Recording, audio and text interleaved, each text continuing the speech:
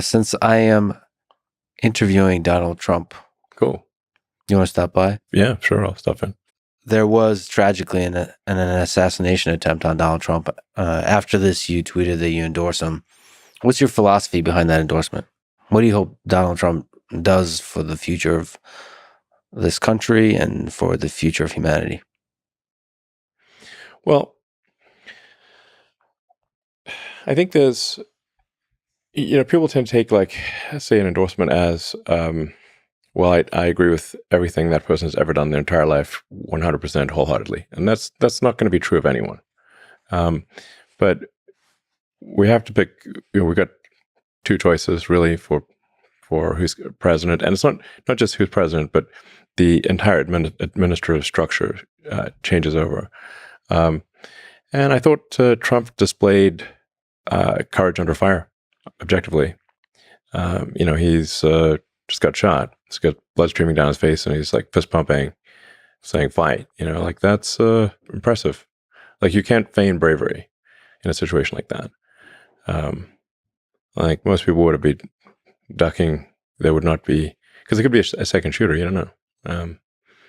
The president of the United States got to represent the country, and they're representing you. They're representing everyone in America. Well, like you want someone who is strong and courageous to represent the country. That's not to say that he is without flaws. We all have flaws. But on balance, and certainly at the time, it was a choice of, Biden, poor guy, has trouble climbing a flight of stairs. The other one's fist pumping after getting shot. This is no comparison. I mean, who do you want dealing with some of the toughest people and, other world leaders who are pretty tough themselves?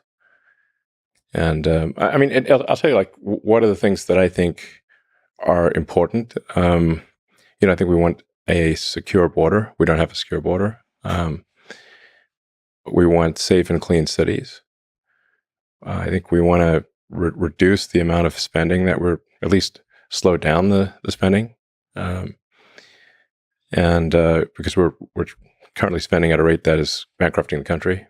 The interest payments on U.S. debt this year exceeded the entire Defense Department spending. If this continues, all of the federal government taxes will simply be paying the interest. And you keep going down that road, and you end up, in the tragic situation that Argentina had back in the day. Argentina used to be one of the most prosperous places in the world. And hopefully with Milei taking over, he can restore that. But it was an incredible fall from grace for Argentina to go from being one of the most prosperous places in the world to being very far from that. So I think we should not take American prosperity for granted. So we really want to, I think we've got to reduce the size of government, we've got to reduce the spending, and we've got to live within our means.